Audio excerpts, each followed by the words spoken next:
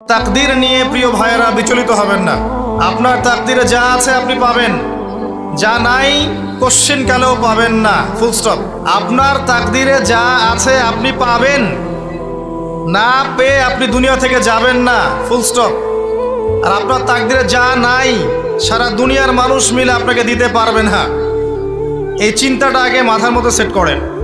এই দুনিয়ার জীবনে আপনার দুনিয়ার বাড়ি গাড়ি, টাকা পয়সা, রিজিক, ব্যবসা বাণিজ্য, স্ত্রী সন্তান, এগুলোকে নিয়ে এত বিচলিত হওয়ার কিছু নাই। আপনার আমার তাকদীরে যা লেখা হয়েছে এর একটা দানা আপনি বেশি খেয়ে পৃথিবী থেকে যাবেন না। আর আপনার আমার রিজিকে যা আছে তার এক চুল রেখে আপনি দুনিয়া থেকে যাবেন না। এটাই চূড়ান্ত সত্য কথা। আপনি ঘুষ খান আর সুদ খান আর দুর্নীতি করেন আর মানুষের সম্পদ আত্মসাৎই করেন না কেন, যতটুকু লেখা আছে আপনার তাকদীরে এর বেশি আপনি কিচ্ছু পাবেন না। আর আপনি হালালে থাকার জন্য যতই কষ্ট করেন, হালালে আছেন, সবজি বিক্রি করে খাচ্ছেন, আপনি ছোটোখাটো ব্যবসা করছেন, মানুষ আপনাকে দাম দেয় না, আন্ডার এস্টিমেট করে, গরিব বলে, ফকির মিসকিন বলে, কিন্তু আপনার তাকদীরে যা আছে আপনি সেটাই পাবেন, এর বেশি আপনি কিচ্ছু পাবেন। হুয়াল আউয়ালু ওয়াল আখির, আল্লাহ পাক প্রথম এবং আল্লাহই শেষ। কুল্লু মান আলাইহা ফান ওয়া ইয়াবকা ওয়াজহু রাব্বিকা যুল জালালি ওয়াল ইকরাম। প্রত্যেকটা বিষয় ফানা হয়ে যাবে, কিচ্ছু থাকবে না। এখন আপনি পৃথিবীতে যা দেখছেন এগুলোর কিছুই থাকবে না।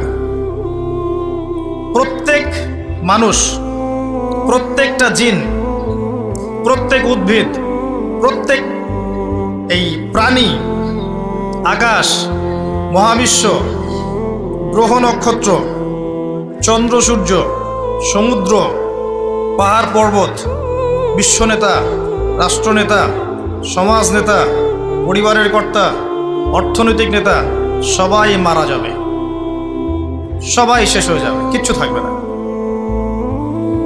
এই বিষয়টা আগে ভালো করে হজম করতে হবে যে আমরা এখানে থাকতে আসিনি, আমরা এই দুনিয়ায় থাকতে আসিনি, আমরা এখানে এসেছি চলে যেতে। যার মনের মধ্যে এই কনসেপ্ট থাকে সে কখনো আল্লাহ পাকের বিদ্রোহী হতে পারে না, সে কখনো আল্লাহ দ্রোহিতা করতে পারে না, কুফরি করতে পারে না, শিরক করতে পারে না, আল্লাহর অবাধ্য হতে পারে না। যার মনের মধ্যে এই চিন্তা বদ্ধমূল যে আমি এখানে থাকতে আসিনি, আমি এখানে মুসাফিরের মতো এসেছি, গাছের ছায়ায় বিশ্রাম নিচ্ছি, বিশ্রাম নিয়ে শেষ হবে চলে যাব। যারাই আল্লাহ দ্রোহিতায় লিপ্ত হচ্ছে, শিরিক করছে, বেদাত করছে, হারাম খাচ্ছে, ঘুষ খাচ্ছে, সুদ খাচ্ছে, জেনা করছে, আল্লাহ দ্রোহিতা করছে, আল্লাহর বিধানকে অস্বীকার করছে, তারা ইনডাইরেক্টলি ধরে নিয়েছে যে তারা মনে হয় পৃথিবীতে চিরকাল থাকবে। কারণ যদি কিয়ামতের মাঠের কথা তাদের স্মরণ থাকতো তারা কখনোই কাজগুলো করতে পারতো না, পারতো? এবার আসেন, আল্লাহ পাক কলম সৃষ্টি করে তাকদীর লিখেছেন, অতএব তাকদীর নিয়ে প্রিয় ভাইয়েরা বিচলিত হবেন না।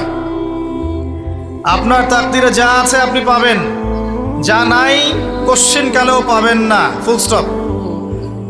আপনার তাকদীরে যা আছে আপনি পাবেন, না পেয়ে আপনি দুনিয়া থেকে যাবেন না, ফুল স্টপ। আর আপনার তাকদীরে যা নাই সারা দুনিয়ার মানুষ মিলে আপনাকে দিতে পারবেন না। এই চিন্তাটা আগে মাথার মধ্যে সেট করেন।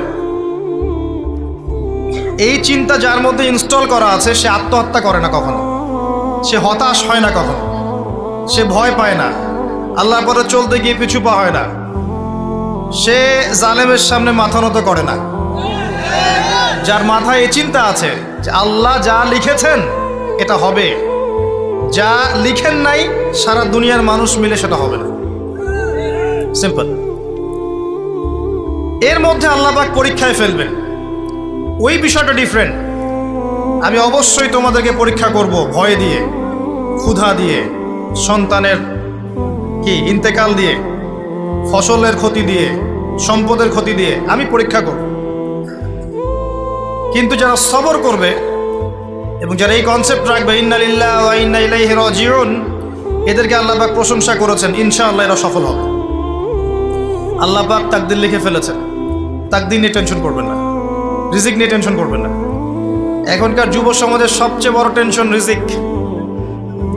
একটা জব, একটা ভালো জব, একটা ভালো ব্যবসা, সে সিকিউরড লাইফ চাচ্ছে। রিজিক নিয়ে চিন্তা করবেন না। আপনার কাছে যে রিজিক আছে এটা আপনার কাছে আসবেই ইনশাআল্লাহ। হয়তো সময় লাগছে কিন্তু আপনার কাছে আসবে ইনশাআল্লাহ তাআলা। আপনি হালালের উপর থাকবেন, ন্যায়ের উপর থাকবেন। আপনি অন্যায় পথে রিজিক সার্চ করবেন না। আপনার তাকদিরে যে রিজিক আছে আপনার কাছে আসবে ইনশাআল্লাহ। এবার আসেন, আল্লাহ পাক এরপরে সৃষ্টি করেছেন মহাবিশ্ব।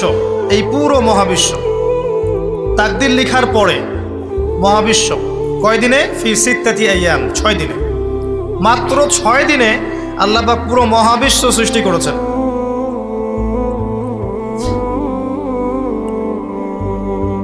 হুয়াল্লাযী খালাকাস সামাওয়াতি ওয়াল আরদা ফি সিত্তাতি আইয়াম সুম্মা ইস্তাওয়া আলাল আরশ।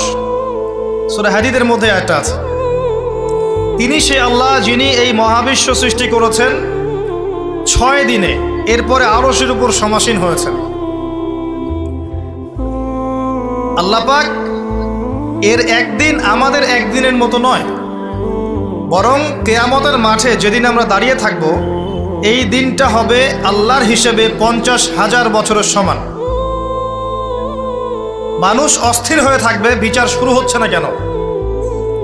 অপেক্ষা করা কাজটা খুব যন্ত্রণাদায়ক, তাই না?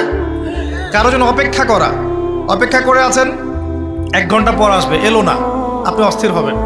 2 ঘন্টা পরে এলো না, 10 ঘন্টা পরে এলো না, আপনি অস্থির হবেন, পায়চারি করবেন, বই পড়বেন, নাস্তা খাবেন, হাঁটাহাঁটি করবেন, আপনি ব্যাকুল হয়ে যাবেন।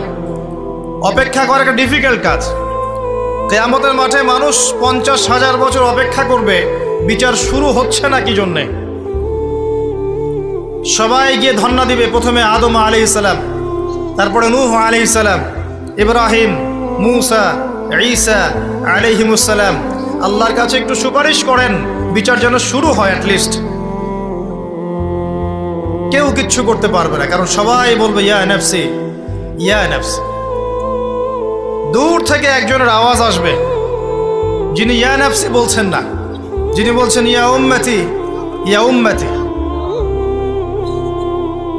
সবাই তার কাছে যাবে এবং তিনি আমাদের নবী মুহাম্মদুর রাসূলুল্লাহ সাল্লাল্লাহু আলাইহি ওয়াসাল্লাম সিজদায় পড়ে যাবেন এবং তার উম্মার জন্য সুপারিশ করবেন। উম্মার কবিরা গুনাহগার ব্যক্তিদেরকে সুপারিশ করে তিনি জান্নাতে নিয়ে যাবেন ইনশাআল্লাহ। আল্লাহ তাকে ওয়াদা করেছেন, হে নবী, তোমার উম্মতের কোনো ব্যক্তি যদি শিরিক না করে আমার সামনে উপস্থিত হয় আমি তাকে মাফ করে দেব ইনশাআল্লাহ। হাদিসে কুদসির মধ্যেও আছে যে হে আদম সন্তান, তুমি যদি দুনিয়ার সমান পাপ নিয়ে, আসমান জমিন সমান পাপ নিয়ে আমার সামনে দাঁড়াও, কিন্তু আমার সাথে কাউকে শরিক করনি, তাহলে আমি আল্লাহ তোমার সামনে আসমান জমিন সমান ক্ষমা নিয়ে উপস্থিত হব ইনশাআল্লাহ। শোনেন, 1000-999 জন মানুষ জাহান্নামে যাবে। প্রতি 1000-999 জন মানুষ জাহান্নামে যাবে। সহিহ বুখারীর হাদিস 4 বার এসেছে। এখানে ইকুয়েশনটা এমন না যে ম্যাথামেটিক্যালি ক্যালকুলেট করতে হবে, এমন নয়। এটা দিয়ে আধিক্য বোঝানো হচ্ছে, বেশিরভাগই জাহান্নামে যাবে। এই কথা আল্লাহ পাক কিন্তু সূরা আরাফের মধ্যেও বলেছেন 179 নম্বর আয়াতে, ওয়ালাকাদ যারানা লিজাহান্নামা কাসীরাম মিনাল জিন্নি ওয়াল ইনস। একই বিষয়ে কোরআন হাদিস পরস্পর মিলে যায়। এখানে একটা বিষয় বুঝতে হবে, আল্লাহ পাক বলেছেন সূরা নিসার মধ্যে, ইন্নাল্লাহা লা ইয়াগফিরু আন ইউশরাকা বিহি ওয়া ইয়াগফিরু মা দুনা যালিকা লিমান ইয়াশা। আল্লাহ পাক তার সাথে শিরকের গুনাহ মাফ করবেন না, এছাড়া যে কোনো গুনাহ আল্লাহ পাক যাকে ইচ্ছা মাফ করতে পারেন। তার মানে যে বেশিরভাগ মানুষ জাহান্নামে যাচ্ছে তাদের আমলনামায় কোন পাপ থাকতে পারে? কথা বোঝা যাচ্ছে কি? নিঃসন্দেহে তাদের আমলনামায় শিরকের পাপ থাকবে। এটা বুঝতে আপনাকে পিএইচডি করার দরকার নাই।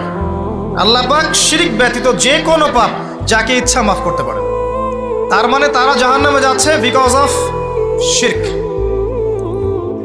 আমাদের মুসলিমরা এখন শিরক বোঝে না। অমুসলিমরা তো শিরক করেই। যেমন কেউ বলছে ওয়াকালাতিল ইয়াহুদু উযাইরুন ইবনুল্লাহ, ইহুদিরা বলছে উযাইর আল্লাহর সন্তান, নাউযুবিল্লাহ, শিরক। অথচ ওরাই এখন বিশ্বকে রুল করছে, তাই না? ওয়াকালাতিন নাসারা আল মাসীহ ইবনুল্লাহ, নাসারা বলছে যে ঈসা ইবনে মারইয়াম আল্লাহর সন্তান, তাই না? অথচ ওই সভ্যতাই এখন বিশ্বকে রুল করছে। যালিকা কাউলুহুম বিআফওয়াহিহিম, এটা ওদের মুখের কথা, এটা জাস্ট মুখের কথা। আবার অনেক সময় দেখা যায় যে আল্লাহকে বাদ দিয়ে আমরা মাধ্যম পূজাও করছি। অমুসলিমরা তো শিরক করছেই, যারা মুসলিম তারা দেখবেন আল্লাহকে বাদ দিয়ে মাধ্যম পূজা শুরু করেছে। মাজারের পূজা করছে, কবরের পূজা করছে, মৃত ব্যক্তির ওসিলায় পার পাওয়ার চেষ্টা করছে। মুসলিম থেকে দেখবেন তাকদীরকে অস্বীকার করছে, আল্লাহর হালালকে হারাম করছে, আল্লাহর হারামকে হালাল করছে। মুসলিম থেকে দেখবেন যে হাতে একটা আংটি পড়েছে, ভাই কি জন্য পড়েছেন? এই রোগ ভালো হবে আমার। গলায় একটা বালা ঝুলিয়েছে, কোমরে একটা মাদুলি, ভাই এগুলো কেন? যে এগুলোতে রোগ ভালো হবে। মুসলিমদের কথা বলছি, অমুসলিমদের কথা বাদ দেন। যারা বলছে আল্লাহর সন্তান আছে, ওদের কথা তো বলার দরকার নেই আমাদের, কারণ এগুলো স্পষ্ট শিরক। তবে এতটুকু বলি যে 25শে ডিসেম্বরে যারা বলেছে মেরি ক্রিসমাস, বলেছে না? 25শে ডিসেম্বর যারা বলেছে মেরি ক্রিসমাস, মুসলিমদের মধ্যে এরা স্বীকার করে নিয়েছে যে ওই দিন আল্লাহ রাব্বুল আলামিন ঈসা আলাইহিস সালামকে জন্ম দিয়েছেন। নাউযুবিল্লাহ, নাউযুবিল্লাহি মিন যালিক। আর এটা এত বড় একটা কথা, এই কথা যদি আসমান জমিন আর পাহাড় শুনে রিয়্যাক্ট করতে পারতো, থরথর করে কেঁপে ভেঙে যেত। এরা সূরা মারিয়ামের শেষের দিকে পড়ে দেখেন, وقالوا اتخذ الرحمن ولدا لقد جئتم شيئا إدا تكاد السماوات والأرض يتفطرن منه وتنشق الأرض وتخر الجبال هدا। পরেন অর্থটা, আসমান জমিন পাহাড় যদি এই কথা শুনে রিয়্যাক্ট করতে পারতো, এরা চৌচির হয়ে যেত। এত বড় একটা কথা বলেছো তোমরা, ঈসা আলাইহিস সালামকে আল্লাহ পাক জন্ম দিয়েছেন, নাউযুবিল্লাহ। তো এরা তো শিরক করছেই। মুসলিমরাও দেখবেন এই যেগুলো বললাম, আল্লাহকে বাদ দিয়ে অন্যের কাছে দোয়া করছে, আল্লাহকে বাদ দিয়ে অন্যকে সেজদা করছে, আল্লাহকে বাদ দিয়ে অন্যের কাছে নজর মানত করছে, আল্লাহকে বাদ দিয়ে অন্যের জন্যে জবাই করছে, আল্লাহর তাকদীরকে অস্বীকার করছে, আল্লাহর হালালকে হারাম করে নিচ্ছে, আল্লাহর হারামকে হালাল করে নিচ্ছে। দেখবেন মুসলিমরা করছে। এবার মুসলিম জেনারেশন, এমন একটা প্রজন্ম বের হয়েছে এখন, ইয়াং জেনারেশনের, তারা বলছে যে এই মহাবিশ্ব বিগ ব্যাং থেকে সৃষ্টি হয়েছে, আল্লাহ বলতে কিছু নাই।